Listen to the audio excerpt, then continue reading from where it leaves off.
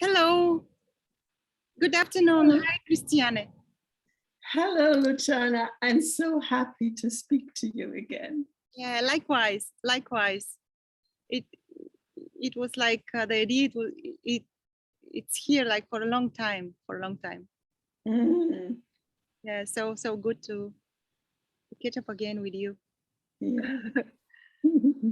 Nice.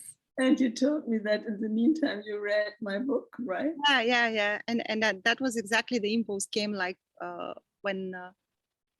So it came while reading the book as far as I remember, we spoke probably at the same time. There was this one of those beautiful synchronicity which Yes. which have no meaning, but anyway it is nice when they happen. Like do you remember at the moment while I was reading the book and I was thinking I should write Christiane when I finished the book, and probably the same day I received a message for you from you, and Yes. Yeah, it was very. Yes, because I thought, because you are guiding yourself, I would like you to be the person to talk to on a podcast about this. Lovely. Yes. It was very interesting to read the book. Mm. So let's say just a few words. I don't know what to say, but I'm going to ask you something. Sure. Maybe let's start from the title. Just a second. So the title is finding the whole title is Finding Awakening, a no nonsense Buddhist path to peace and the end of suffering. Right. Yes. Finding awakening. I don't know how your listeners are thinking about it, but when I came to LU, I found it synchronistically as well, as you read.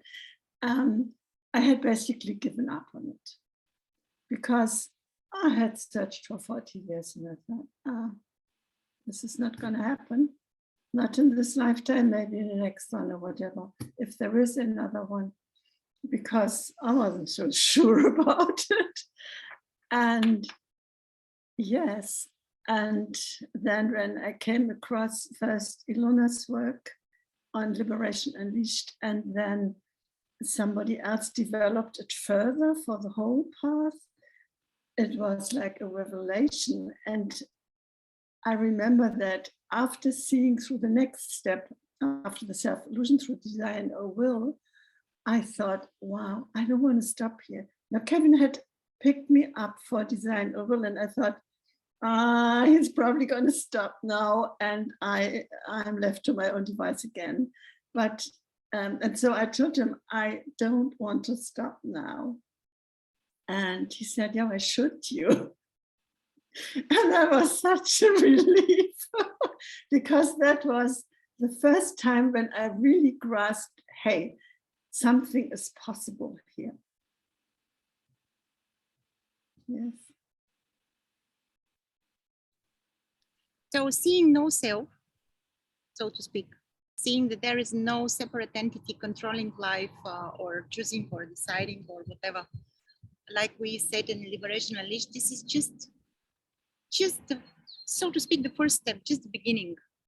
Right. It's the first step. It's a crucial step.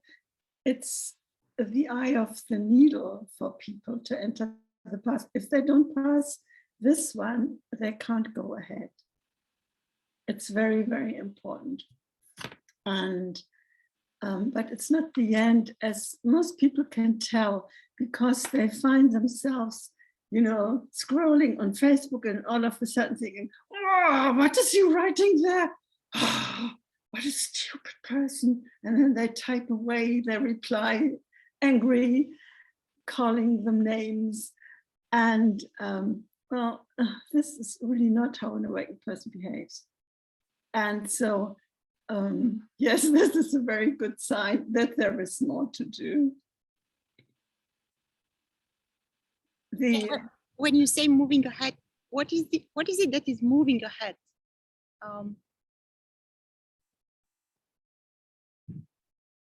Maybe the attempt, the impulse to. to unfold. I don't know. Could you elaborate You on mean, this? What is it that do you're you- moving ahead? yes, do you mean moving ahead on the path? Yes, on a Okay. path. So to speak. There is nothing moving ahead. Still, there is something left to do. Like there is, unfortunately, some cleaning left to do in the kitchen or something like that. There is also some more cleaning up. There are more self-aspects than the self-illusion. And the Buddha framed them in his concept of the 10 fetters, which fetter our ability to see clearly. And yes, there is a little bit more left to clean up, unfortunately.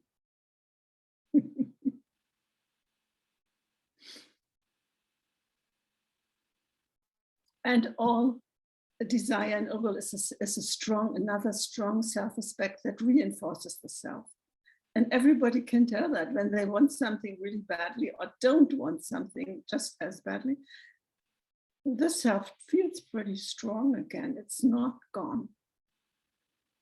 And after that comes the subject-object split, the idea that everything is separated from each other through borders, and the subject, kind of in the center of the stage, sees the whole world around itself, separate from itself,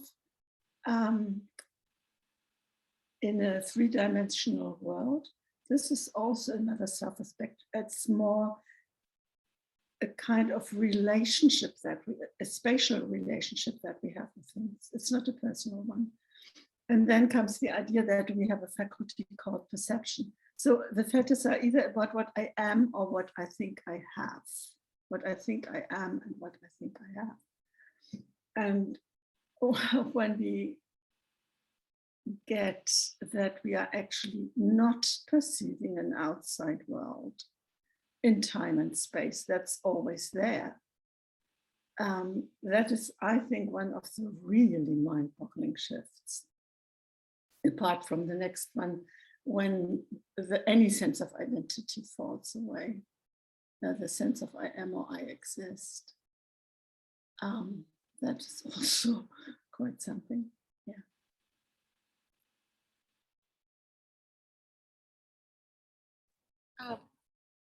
While I was reading the book, I was trying to catch some moments, although it's very difficult to pinpoint like a specific moment when something happened. I guess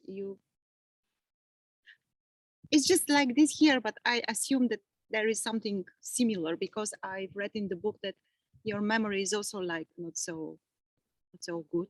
Not so like not good, but some things are looking some as if they are in a fog or something like this. But while I was reading, I was trying to find something like and I remember that when the you mentioned in the book that when the first fetter, so to speak, falls away, it is the sign that there is no separate entity. Right. Together with this fetter, probably very often, not very often, but the second and the third fall away. Is it like?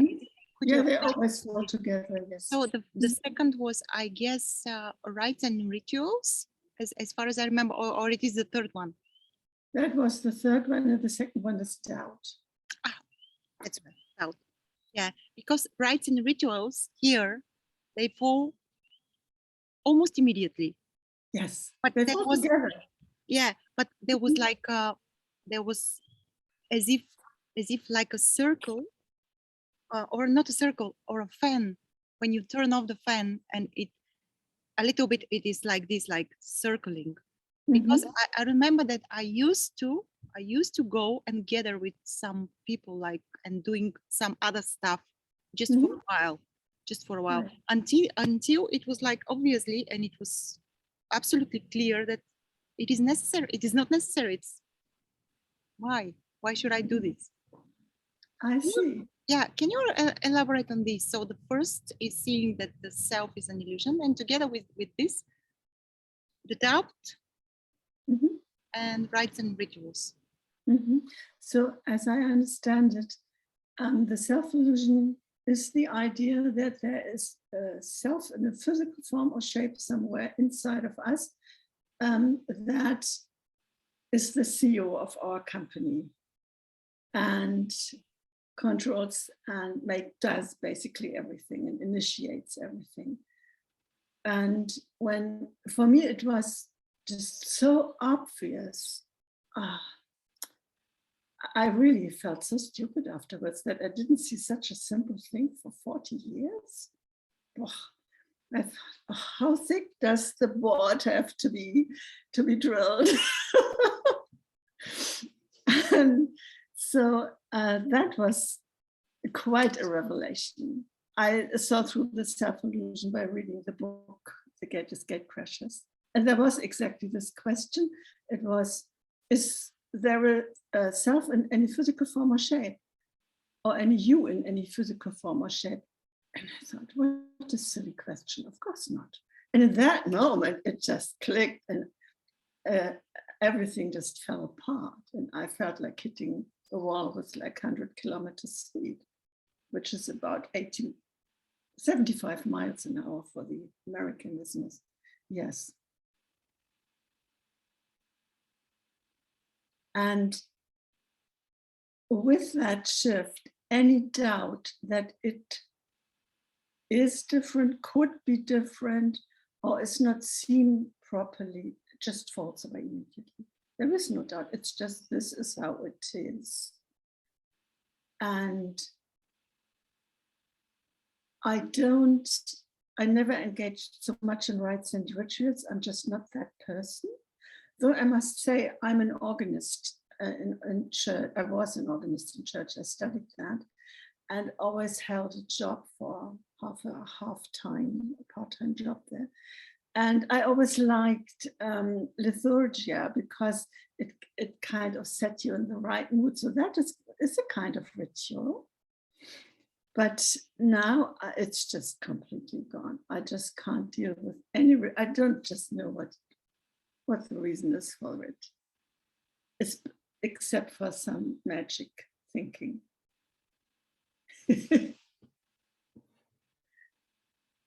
Yeah, magical thinking. Yeah, Right. magical thinking, like not here, in some different world, clouds. Mm-hmm. Could you say that if there is a doubt, or if there are doubts, when the initial shift or seeing has happened, so it is not seen like clearly? I would say so, yes. I think the questions I'm 100% sure that there is no I is very, very important. Because if there is doubt, it's not seen because it's so obvious and clear, there can't be any doubt if it is seen.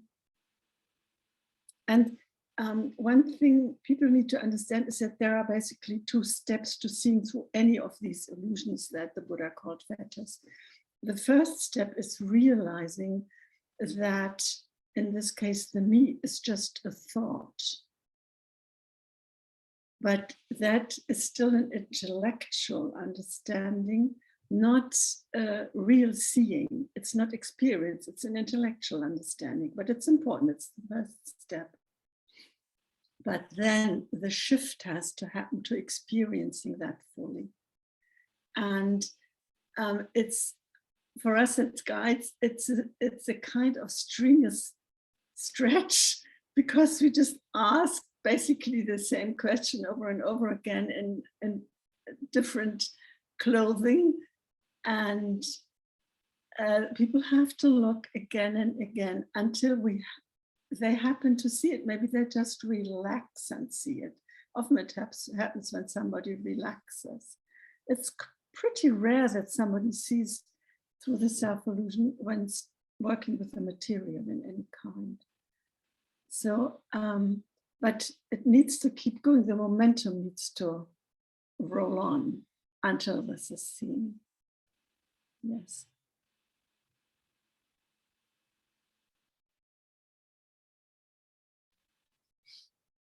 I have a quote here from your book, short one. Mm-hmm. maybe I would like to ask, okay, I'm going to read it.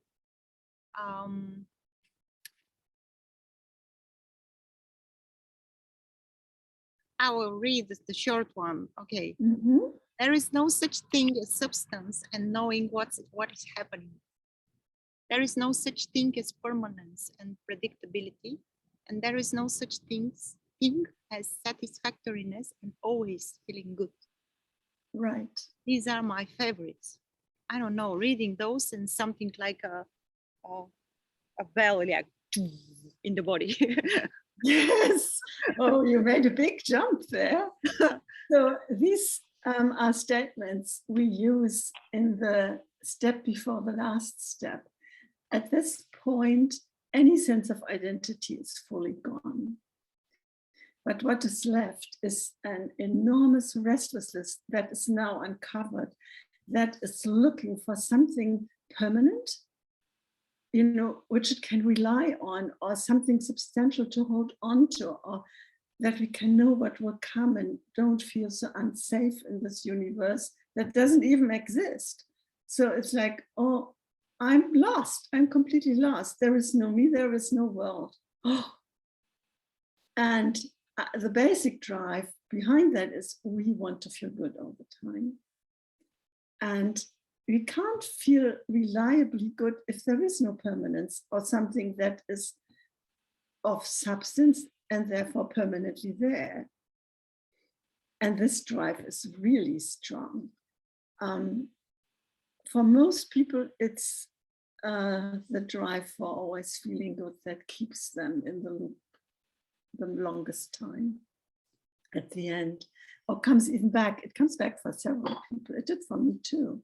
It was embarrassing. I was so addicted to feeling good. It was, oh. And there's nothing you can do. There is no sense of identity, no volition. You can't just stop it. It's not possible. This is a process that then totally rolls on its own, and you know it. And yes, and I just have to look and to look again. If there is any other option downloadable of what is, like when something happens that doesn't feel good, well, is there anything else that I could have instead right now? Right now? Another option? Another possibility? Another virtual reality? I can play into my virtual goggles. So there isn't. What's happening is happening. And in fact, the idea of feeling good or not feeling good, of things being pleasant or unpleasant, is itself an illusion. That when that is seen, that resolves the whole thing. Well, I have to see it, had to see it several times. So the last time when I saw it, I was standing in a metro station, and in one of the less nicer ones, and there were lots of people. It was very warm. It was in summer, and I thought, so is this satisfactory or unsatisfactory? Make up your mind. And in that moment, I realized it's neither. Satisfactoriness and unsatisfactoriness were never ever part of the picture. It's just hot and loud. It's nothing else. And so that was quite an eye-opener, like the rest of it. But it was like, no, this doesn't exist at all, just like the self.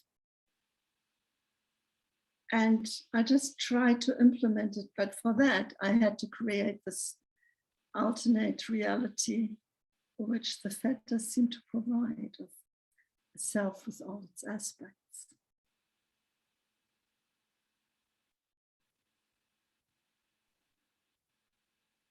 Such a big party. Yes, such a big part.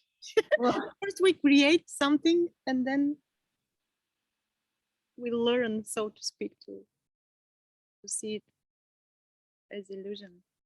Yeah, it never existed. We did in fact create it, or it created itself, because there is nobody who creates it. This is seen in the ninth theta.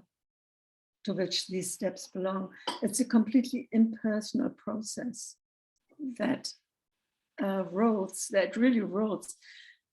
At times it's just like the waves rolling in at the shore, but at other times it's a tsunami. It can be so strong. It's amazing. These forces, wow. And they really have to calm down in that step so that then ultimately what actually is can be seen. That's what's left then. And the 9th step is one of the turbulent ones, a lot like 4 and 5. Can be very emotional. Because I know I don't want to resign to never feeling good.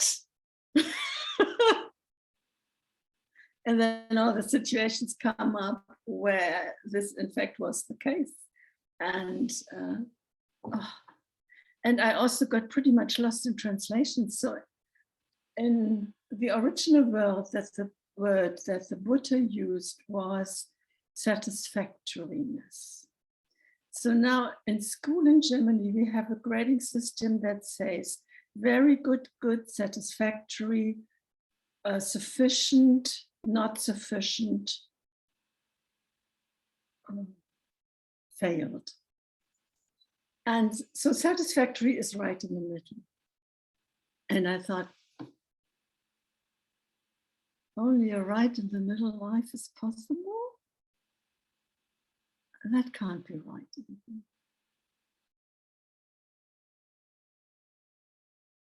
And book, I have all these passages where we discuss the meaning of words, but I would then, because I would think that in other languages, it might just be the same, that the meaning are very different from what the Buddha meant. The Buddha meant with satisfactoriness really everything being exactly as you want it to be, including the changes of how you want it to be now instead of yesterday. So, but yeah, in our language, satisfactoriness had a different meaning, has a different meaning.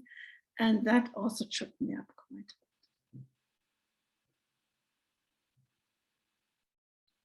Yeah, I guess so. It's in every language, because in my language, satisfactory means something like in the middle. Right. Is this the same? Yes, yeah. Exactly the same, in the middle. Not bad, but not good either. Just okay. Just how it is, something like this. Yes. All right.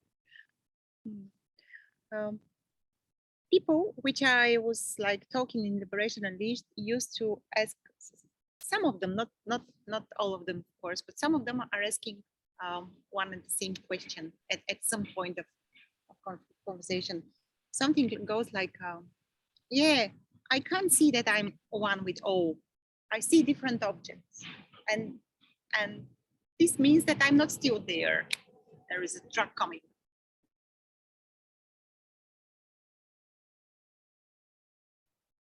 Yeah. Could you elaborate on that? People are expecting to see or to feel that they are one with all. Yes. They're not expecting to see different objects. Like I still perceive or see different objects. Yes.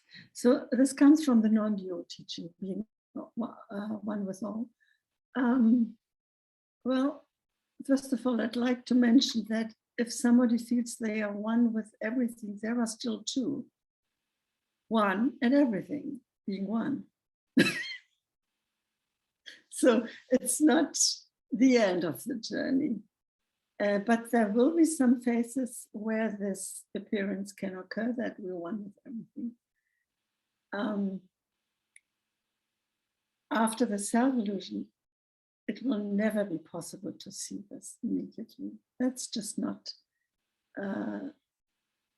possible, because there are still too many self-aspects in place. For this, also the sense of the subject-object split has to be gone, definitely. And also the idea that there is a separate world outside of us, which exists independently of us. Because if that still exists, yeah, maybe you can then say I'm one with that world outside, but that doesn't make any sense because then there is you here, the world outside there, and you're one. How does that happen? So no, it's not possible to be one with everything, and this is never an insight that will happen actually. You're not separate either, you're neither. There isn't anything that could be one or separate with everything. This whole division just doesn't make any sense.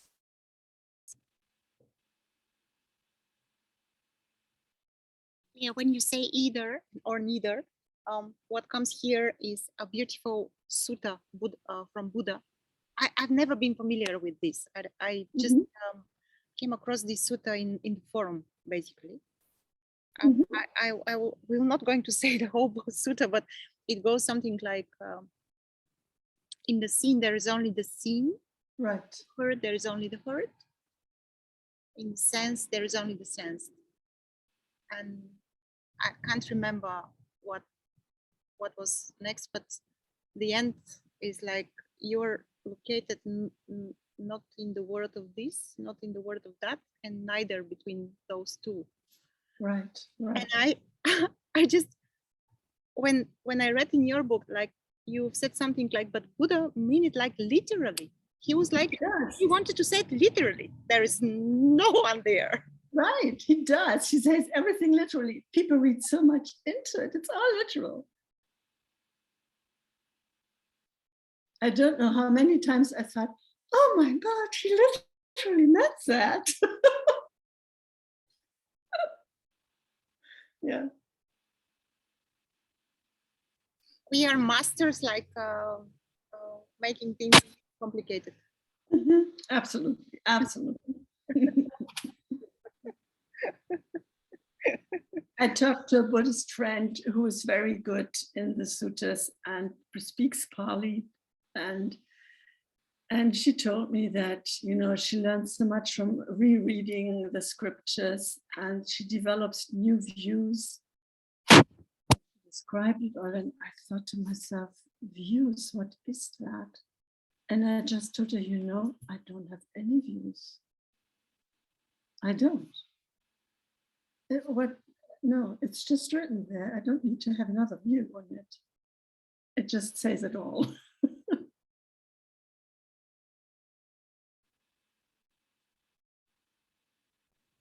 I'm tempted to ask you how the daily life unfolds with Christiane. Oh, my pleasure. I don't know.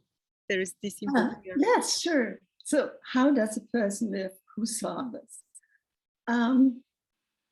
Well, totally normal, because it feels totally normal, and don't let anybody else tell you something else. It feels completely normal. When I saw that everything had always been like this, no matter what I had thought, it was like, I felt like the fish swimming the seven seas in search of water.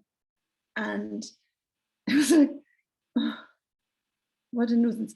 And shortly after that, I had this pervading sense of ordinariness, normalcy. It was so pervading. I was so surprised. I never thought this could happen. And I thought, wow, yes, this is completely normal. There's nothing special about it. It's just seeing things for what they are, nothing else. And if somebody feels they need to put on a show, just beware. It's there is nothing to show, literally. And so my life is like this. I get up in the morning. When I wake up, I'm retired, so I usually don't have to set an alarm. And then I have a little like involuntary morning routine of stretching, because otherwise my elderly joints don't move as they are supposed to. And so I do that in bed. And then I get up and get dressed, make my bed, make breakfast.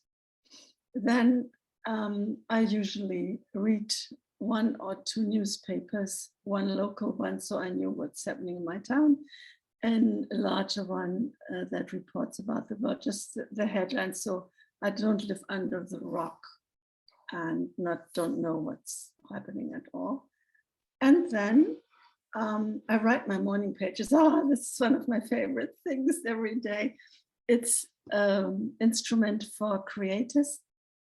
I always forget who suggested that. She's a writer too. I think Campbell is her second name. And she suggests that as a creational tool. And so I just sit and I am the secretary of my thoughts. Yes, I still think. And though when I don't do anything, it can get really quiet very quickly. It's quite amazing.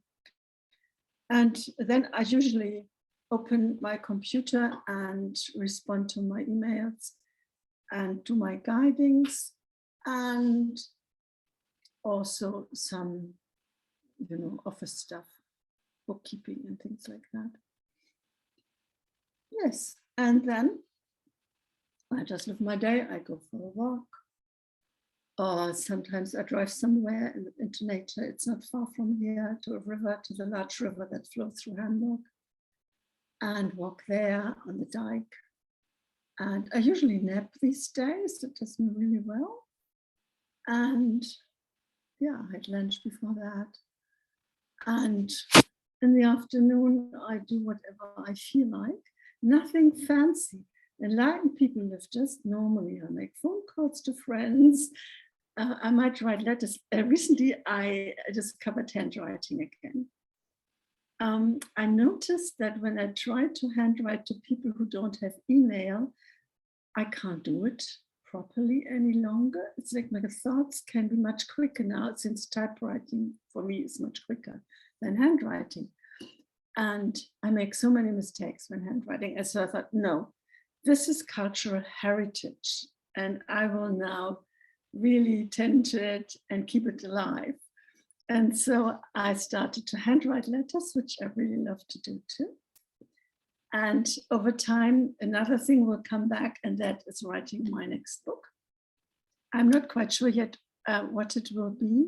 So there are options for doing workbooks about the steps, especially the ones after the first one, because RU is the specialist for the first one, and also a translation into German of my book.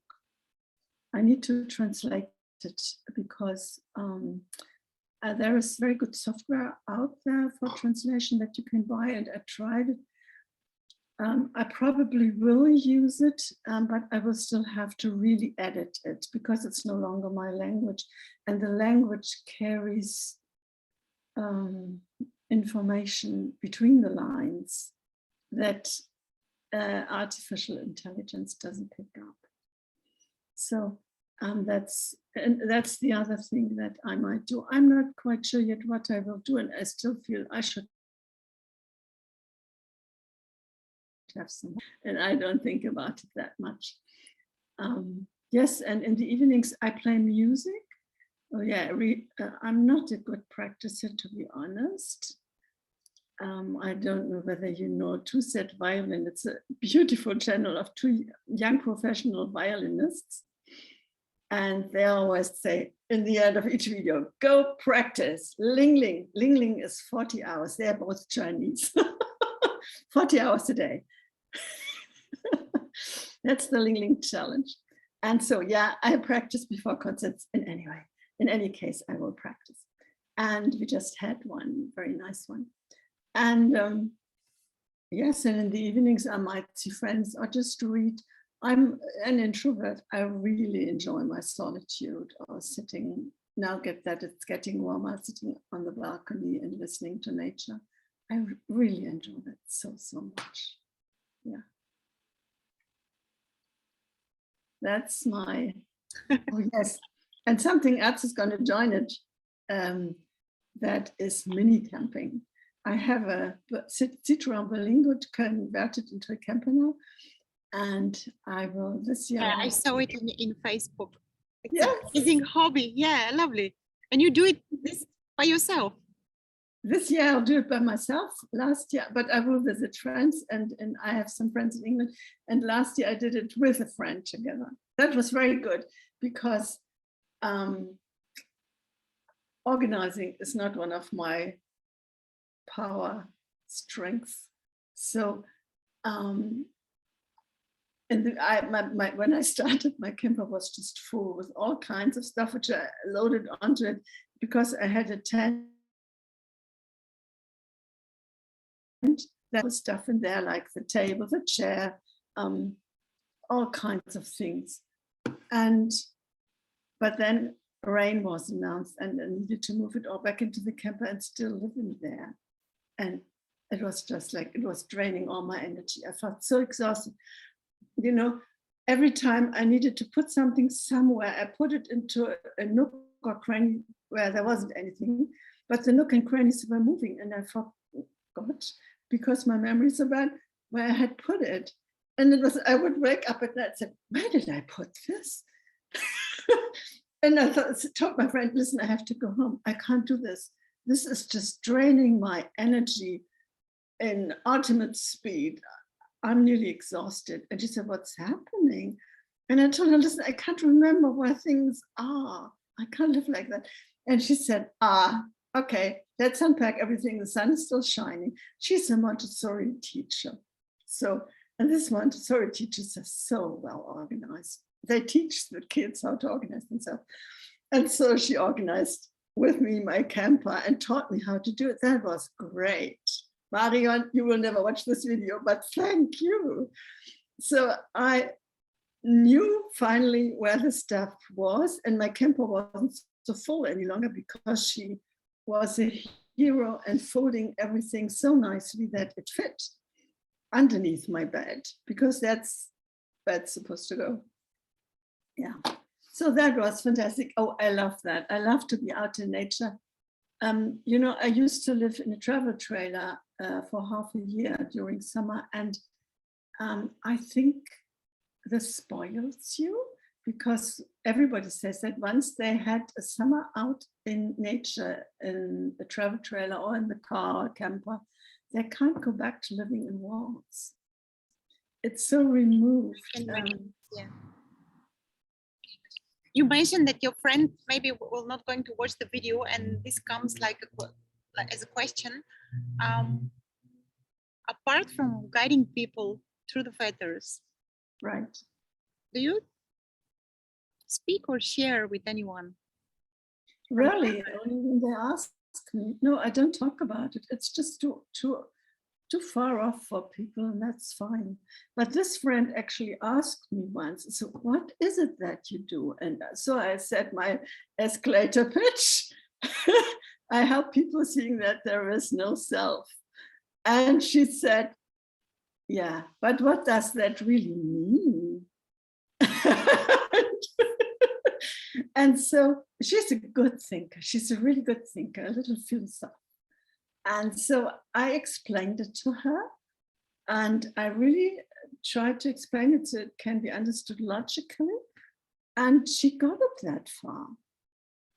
And I knew that she had got it because then somebody else who listened to the discussion said,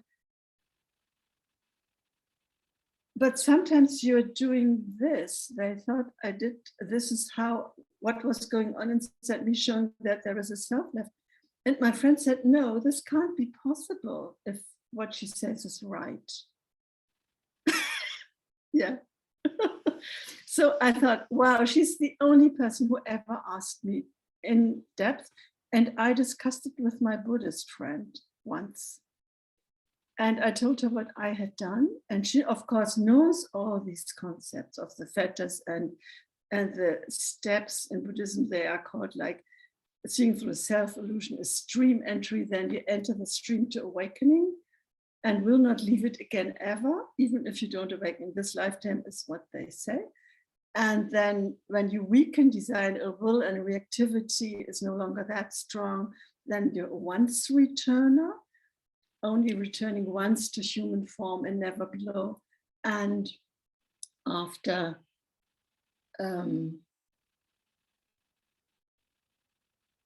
after fully seeing through desire and oh well, you're a non-returner. That means you will never return to human form or below, but will return in the formless spheres, which I understand, formless spheres, and then from there just evaporate what's left of the self.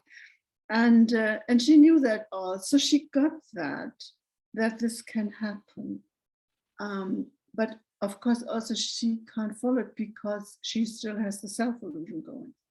So it's just not possible to grasp it. And I wouldn't blame anybody for that. It's just how it is. I was the same long enough. Yeah. Yeah, and you are not guiding people like seeing through the first fetter, like through the self-illusion anymore. I try not to do it, but sometimes it turns out that people who think they have seen through the self-illusion actually only have done the first step. So then I need to go back to that. But usually I don't try it. You know, this is so far away from me that, and also time-wise so far away, that was in 50, yes, oh my goodness, that I really cannot remember how it felt. I always couldn't remember it shortly after, but now it's like, it's fully conceptual for me. So I'm no longer good in speaking to people in a way that they get it. I just think, why are they not seeing it? It's so clear. And no, I try not to guide in it if possible. Yes. But since people have so much difficulties, and I mentor people who guide through the self-illusion, I devised something new as an introduction, which is in my book about direct experience. Because I thought, this is what is the core, like in Liberation Unleashed, direct experience, yeah. Yes, and it is so hard for them to grasp what that is, that I really need to make a whole section about it, and that's what I did. And so direct experience for the listeners, it's not just seeing the trees, listening a dog barking, touching your dog, stroking it. It's not the direct experience. You're not hearing a dog barking, you're hearing a sound, and the sound is the actual experience, not a dog barking. That is the name we give it, so we can communicate. But if you say a dog barking and I hear it, I will know what you mean, but I won't know how it sounded. Were you hearing a little dog or a big one? Whoa, whoa, whoa. I don't know. We can't communicate properly via language. I mean, just try to tell somebody how an apple tastes and how it feels to bite into it who's never seen an apple. It's impossible. So, and we got so used to using words as the proxy for the experience that now we hold all words for the experience. We think this is my experience, and that's how we live in this virtual reality, which doesn't exist at all, and it's so hard to get out. And this is the most important point for all fetters, all of them. If this isn't understood, there is no way out, because it's in the seen, only the seen. And this is the way. Yes. We have a few minutes more, maybe. Yeah, I will put it in the description below, the website, and also how your contacts, how people can reach you if they want. And something else, probably, maybe I saw it in Facebook, maybe you mentioned something about this, that if there is a lot of trauma, or let's say like traumatic events, and it's hard to see through illusion of control, which is like also Right. the basic of the false idea, Mhm. because I'm in control, Mhm. or the idea that is that that I'm in control, which is like a fiction, Mhm. of course, but it's hard to see through it. Can you elaborate on this? Yes, oh, this is such an important question. Yes, when people have been traumatized in whatever way, I suggest they get trauma therapy. And one of the newer ones, because there's a lot of research going on about trauma. It is not possible because the sense of control is a survival tool. When people are traumatized, they survived by having the idea that they still are in some kind of control with their abuser. Maybe if they do this and that, they won't be as bad. The abuser won't be as bad, for example.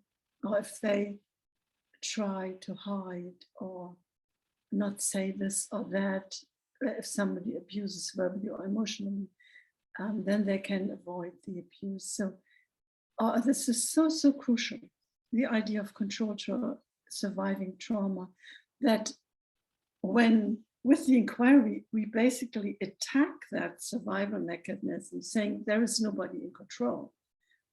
That is like saying, I'm a helpless victim to this abuser. And I was a helpless victim. And this is not possible. In the psyche, it would kill, figuratively the soul. So this comes again later in the ninth fetter and in 4 and 5 in design or will. In second and in the sixth step, trauma is mostly reactivated. And I can only recommend people to seek help. So they, first of all, have a better life with less emotional flashbacks, because they will still happen. And if they want to awaken, it's really necessary to do that. Otherwise, they will experience so much fear. When I was guided, I was the first person of being guided through all fetters, and by the founder of the method, Kevin Shanilek. So I'm traumatized, and I experienced an incredible amount of fear. And I just couldn't figure out why. I just got somehow used to it. And somebody then said, just treat the fear as the butler opening the door to new understanding. Yes, that was a very good suggestion, I think. Still, the trauma survived. And I still had emotional flashbacks after awakening, so it will not go away. Please do not think that with awakening, any emotional conflicts just dissolve by themselves, only the ones you have with yourself. Like thinking, oh, I'm not worth it, nobody likes me, things like that. But conflicts that root deeply, they will still survive and need to be addressed separately. Unfortunately, I would have loved them all to just dissolve into internal bliss. Wouldn't it be amazing? Like you see through the false illusion of a self, and suddenly, oh, sunshine! Right. And when people are in the honeymoon, there is sunshine. Anyway, yeah. But And when people are in the honeymoon period, it does feel like it. and when it's over, the honeymoon period is over, and yeah, the self has back. No, it's impossible for something which doesn't exist to come back. Right. Yeah, but it feels like this. It feels like it Yes, and this is, but still, they are not wrong. These are the remaining aspects of the self. So if they feel any sense of self, they will feel it up to the fifth step, because there is still the idea of I am or I exist. Yes, not the agent, but the basic sense of being, existing. Yes, this will go to.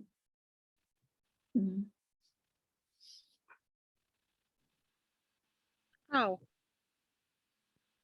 Not bad. Good. Yeah. Yeah. For sure, there are some things more left to ask you, but maybe we should do a second part. Yes, I mean, there are so many steps. If you want to mention my book, people can find it on Amazon anywhere. Yeah, yeah. I will put also the link Mhm, there mhm, on the description.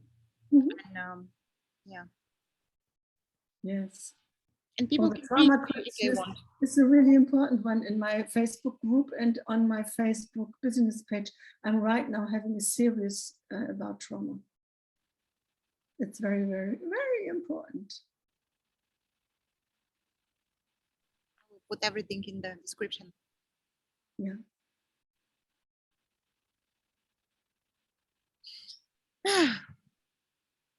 It's so nice to talk with someone.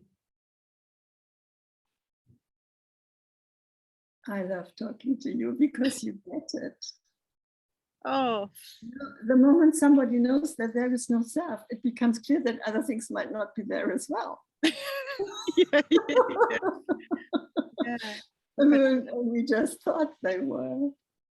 Yeah, it was only thoughts which suggesting like so many things. Mm.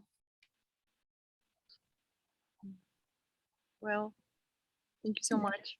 I'm going to stop it. Yeah.